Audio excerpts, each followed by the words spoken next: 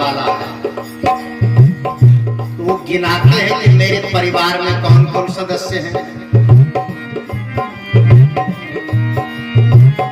सत्य है पिता, धर्म है भ्राता, बुद्धि है महतारी। सत्य है पिता, धर्म है भ्राता, बुद्धि है महतारी। शील बहने संतोष पुत्र है, शील बहने संतोष पुत्र है। क्षमा हमारी नारी है, हम सब कौन बड़ा परिवारी।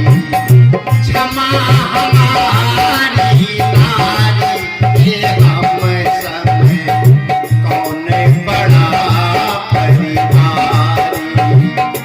कौन बड़ा परिवारी, ये हम सब कौन बड़ा परिवारी।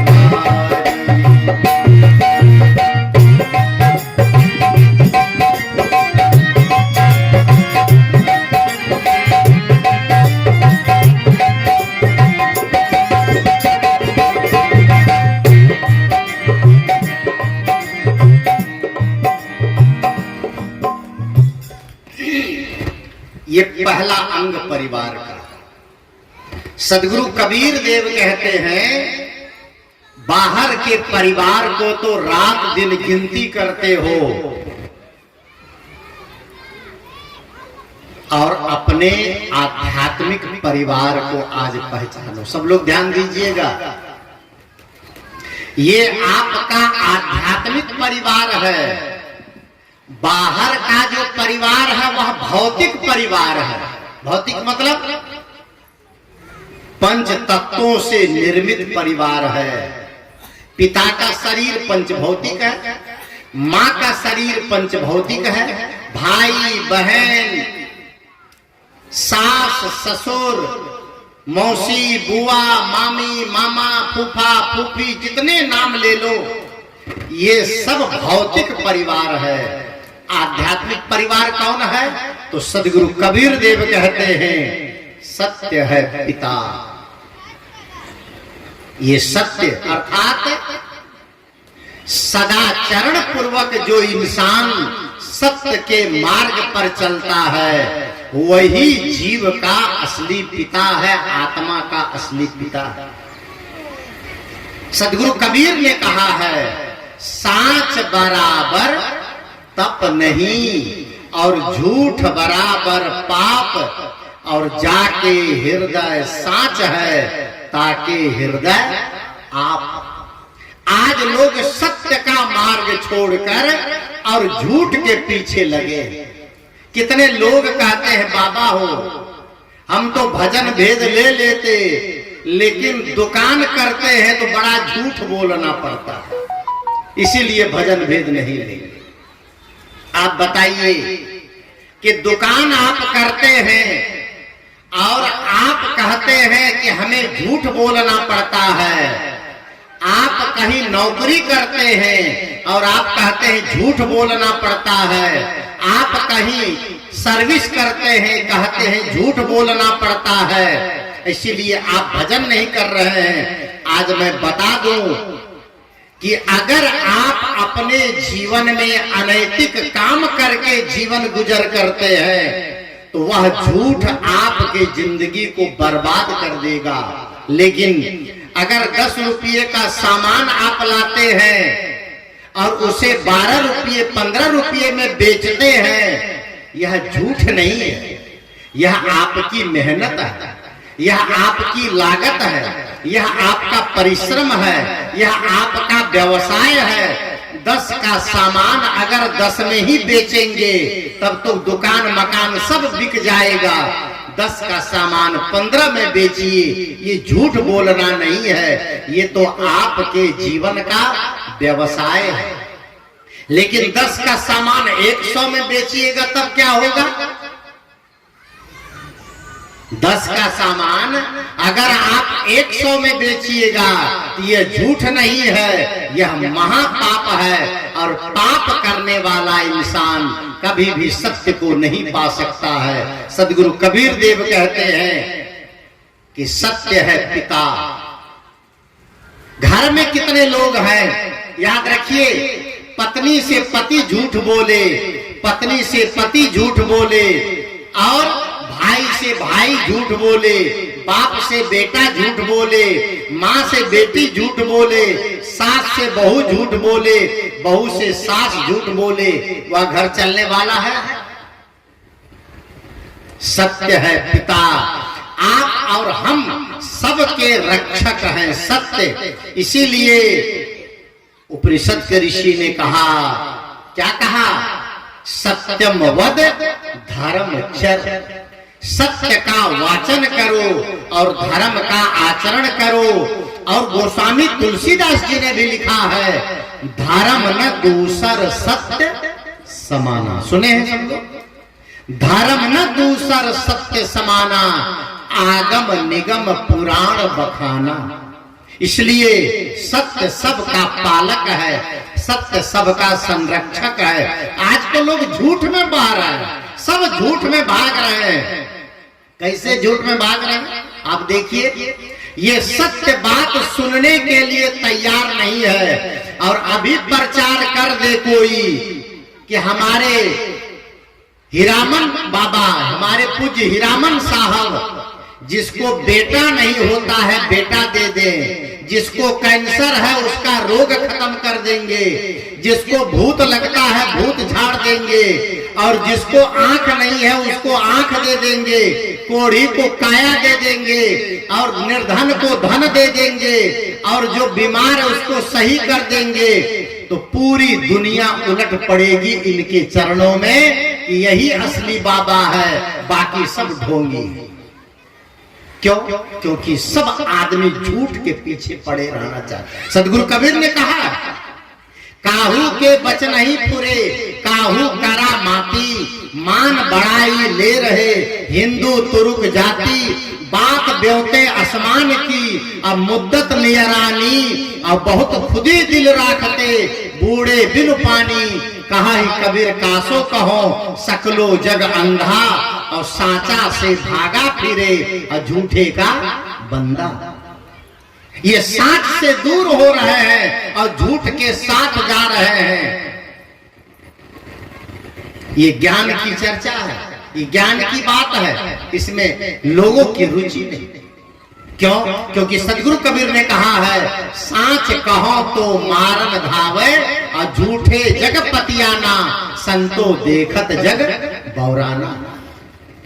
ये कितना झूठ का व्यापार चल रहा है। अभी तो पूज्य श्री रमाशंकर साहब ने खूब विस्तार से कहा, मेरा प्रसंग आ गया तो मैं कह दूं, सत्य को छोड़ करके जो आदमी असत्य के मार्ग में चलता है उसको कुछ नहीं मिलता है। दोनों दिन से गए पाड़े, हलवा भय ना माड़े। दुविधा में दोनों गई, माया मिली न राम। कुछ नहीं मिला गांव से। क्यों? क्योंकि सत्य का रास्ता छोड़ दिया। आज देखिए कितना बड़ा संसार है, और इसी गांव में कितने लोग इस भ्रम में पड़े होंगे कि फलाने को भूत पकड़ता हुआ। कितने लोगों को भूत पकड़ता है, प्रेत पकड़ता है। और क्या कहूं, आश्चर्य की बात है कि धर्म के नाम पर भी झूठा व्यापार चल रहा है। कितने लोग कहते हैं हमारे गुरु महाराज तो चले गए आज से 50 साल पहले, 40 साल पहले, लेकिन रात में गुरु महाराज लाठी लेकर, लखुटी लेकर और खड़ाऊ पहनकर 1 बजे रात में पूरा आश्रम घूम लेते हैं और फिर समाधि में प्रवेश कर जाते हैं। ये बात झूठ है कि सच है? विचार कीजिएगा। धर्म के नाम पर झूठा व्यापार है।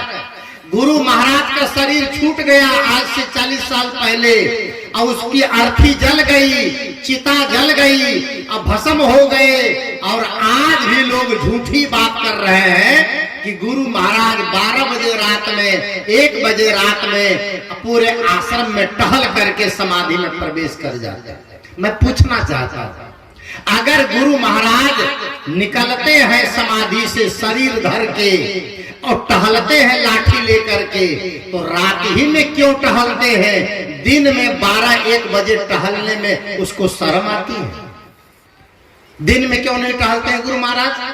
ये झूठी बात है। एक बार जिसका शरीर जल गया, उस रूप में आने में उसको 9 महीना मां के गर्भ में रहना पड़ेगा, बाल रूप में आना पड़ेगा, और उसके बाद शरीर जब बड़ा होगा, ये प्रकृति का नियम है, तब वह सामने आएगा। ये झूठी बात है। भूत पकड़ता है, जादू टोना जंतर मंतर ग्रह लगन शकुन अपशकुन, कितनी बात कहूं झूठी, ये सारा झूठ का व्यापार है सारा। हाँ, गुरु के प्रति आपकी आस्था है तो आस्था का फल मिलेगा, लेकिन गुरु जो चाहे वो कर दे, काले को गोरा बना दे, गोरे को काला बना दे। गुरु चाहे तो नाटे को लंबा बना दे, लंबे को नाटा बना दे। 5 किलो भात बना और उसमें 5000 लोग खा गए 5 किलो चावल में, क्योंकि गुरुजी ने हाथ लगा दिया था तो भात खत्म ही नहीं हुआ। ये बात आपको समझ में आती? ये सारा झूठ का व्यापार है। और कितनी बात कहूं, जादू टोना जंतर मंतर।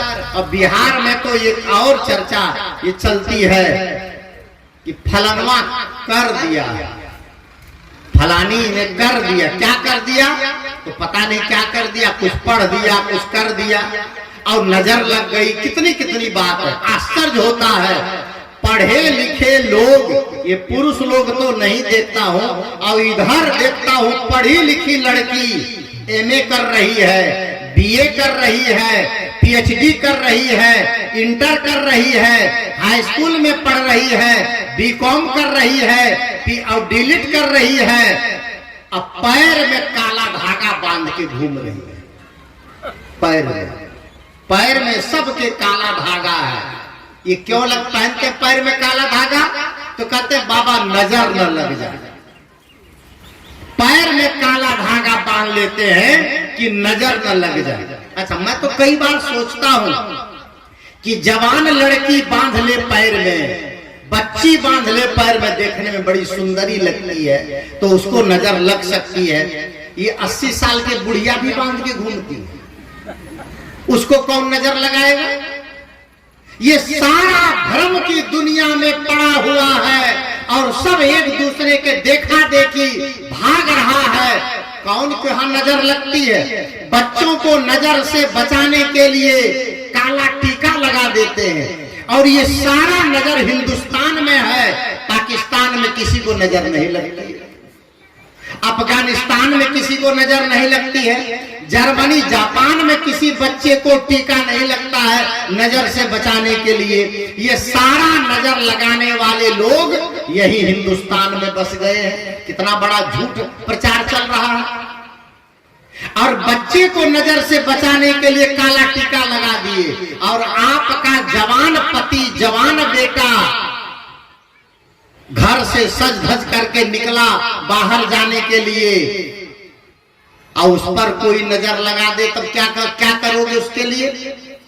तो मेरे विचार से बच्चों से नजर बचाने के लिए काला टीका लगाते हैं, और जवान को नजर से बचाने के लिए गल्ला में काला हड़िया बांध दीजिए, कोई नजर ही नहीं लगाएगा और लेके घूमता रहेगा, जहां जाएगा वहां क्यों नजर लगेगी? इतना बढ़िया बढ़िया मकान लोग बनाते हैं, बढ़िया ईंट लाते हैं, बढ़िया सीमेंट लाते हैं, बढ़िया गिट्टी लाते हैं, बढ़िया बालू लाते हैं, बढ़िया मिस्त्री बढ़िया छड़ लगाते हैं, और इस सब पर विश्वास नहीं है। किस पर विश्वास है? क्या बांध देते हैं नया मकान के ऊपर में? बोलिए जोर से, आप ही लोग बांधने वाले हैं? वही नजर को बचाएगा, उसी से मकान मजबूत रहेगा। कि हाथ दिमाग चला गया। मैं तो सोचता हूँ हाथ पैर में लकवा हो जाए तो इलाज है, और दिमागे में लकवा हो गया उसका क्या इलाज है? कितना आदमी झूठ के चक्कर में पड़ा है, अनजान होके भटक रहा है।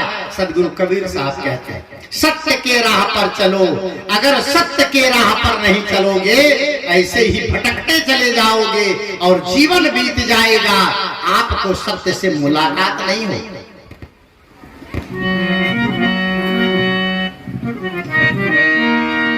हम समय कौन बड़ा परिवारी हो, हम समय कौन बड़ा परिवार, कौन बड़ा परिवारी हे, हम समय कौन बड़ा परिवार।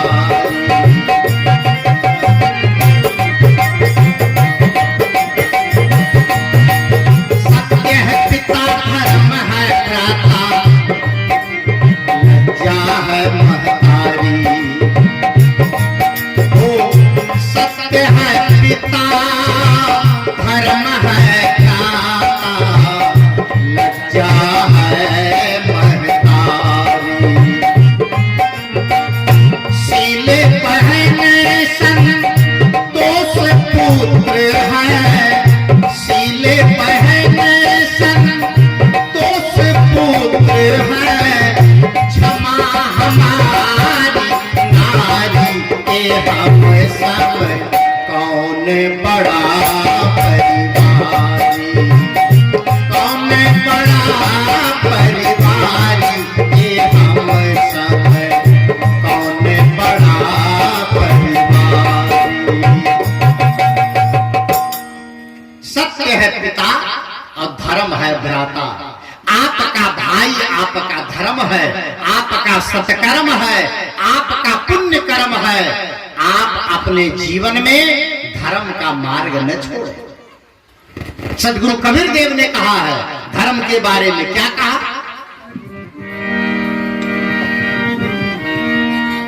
बने जो कुछ धर्म कर ले, यही एक साथ जाएगा। बने जो कुछ धर्म कर ले, यही एक साथ जाएगा। बने जो कुछ धर्म कर ले, बने जो कुछ धर्म कर ले, यही एक साथ जाएगा। गया अवसर न फिर तेरे, ये हर किज हाथ आएगा। गया अवसर न फिर तेरे, ये हर किज हाथ आएगा। मैं तो छोटा छोटा भजन सुनाता हूँ, प्रसंग आ जाता है, दो दो लाइन। धर्म आपके साथ चलेगा और अधर्म भी आपके साथ चलेगा, याद रखिएगा। कर्म दोनों हैं।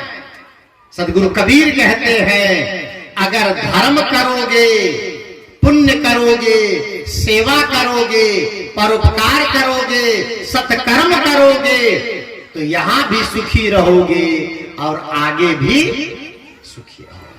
और पाप करोगे तो आप लोगों ने सुना है कि कर्म तुम्हारे अच्छे हैं तो किस्मत तेरी दासी है, और धर्म तुम्हारे अच्छे हैं तो घर में मथुरा काशी है।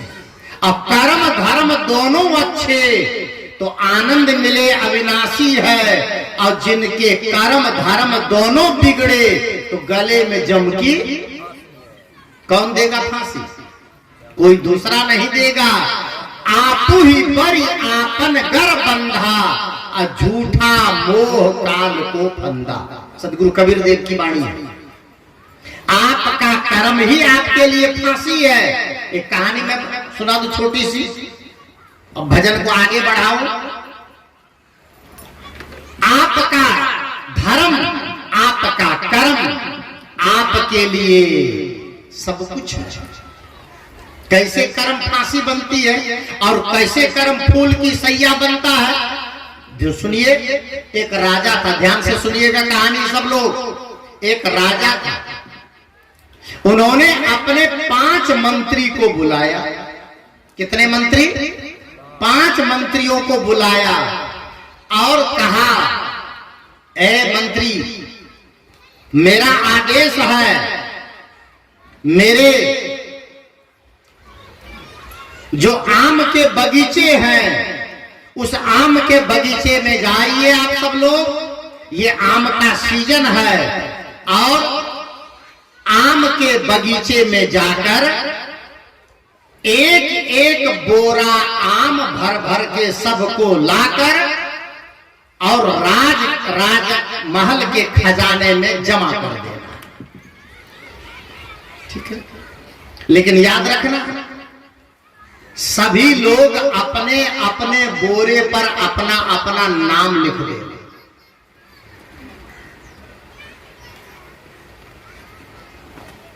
सभी लोग एक एक बोरा लिए, सभी मंत्री, और गए आम के बगीचा में।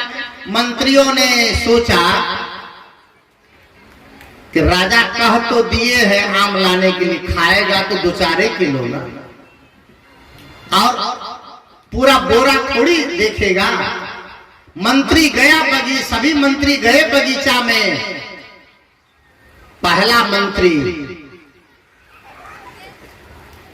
बोरा में सबसे पहले आम का पत्ता भरा, कचड़ा भरा, घास फूस भरा, और ऊपर से 5 किलो आम डाल करके बोरा को सिल करके लेके चला। दूसरा मंत्री आधा कचड़ा भरा, आधा आम भरा। तीसरा मंत्री 3 आना कचड़ा भरा, 1 आना आम भरा। और चौथा मंत्री 1 आना कचड़ा भरा और 3 आना आम भरा।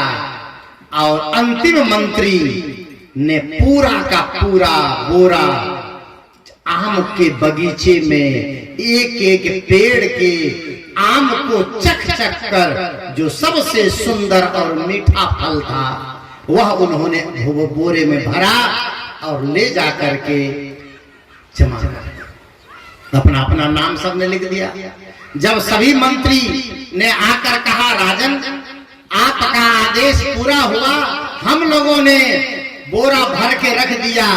राजा ने कहा, मंत्रीवर, आप 5 मंत्रियों को मेरा आदेश है, आप 5 मंत्रियों के लिए मेरा एक अनुशासन है, मेरा एक दंड है। कहा क्या?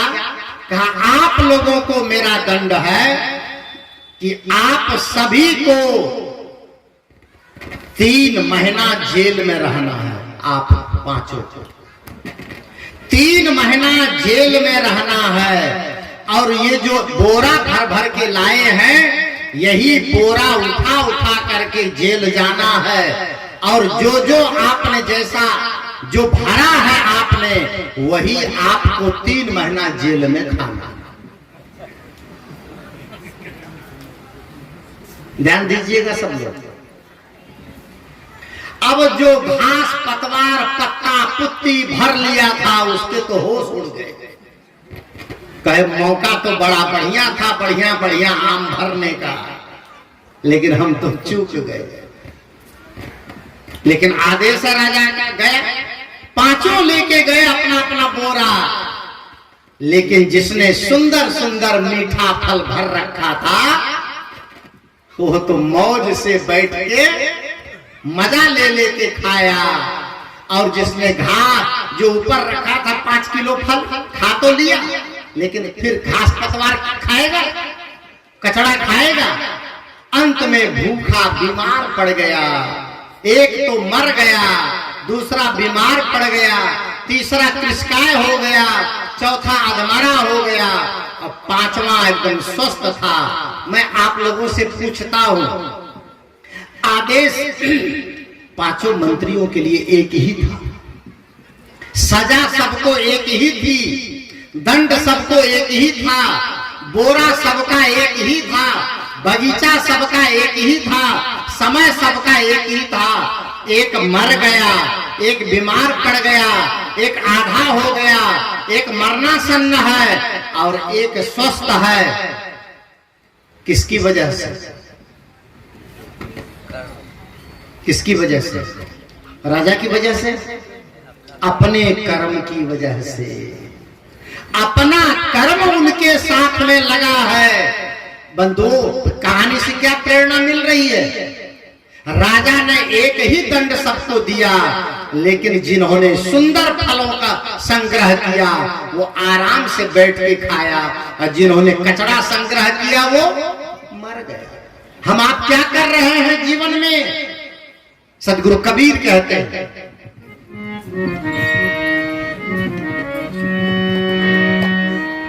बने जो कुछ धर्म कर ले यही एक साथ जाएगा। बने जो कुछ धर्म कर ले यही एक साथ जाएगा। गया अवसर न फिर तेरे ये हरगिज हाथ आएगा। ये धर्म आपके साथ चलेगा। और सदगुरु कबीर साहब कहते हैं कि सत्य है पिता और धर्म है भ्राता। याद रखना, भाई से कभी दुश्मनी मत करना।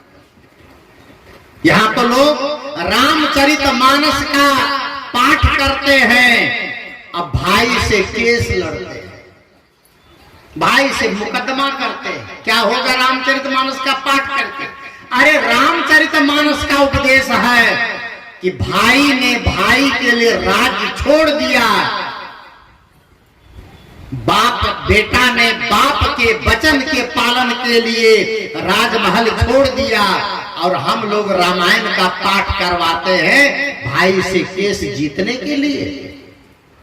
भाई आपका, बाहर अगर भाई हैं उनके साथ प्रेम निभाइए, और अंदर में भाई आपका धर्म है, इसको कभी मत छोड़िए।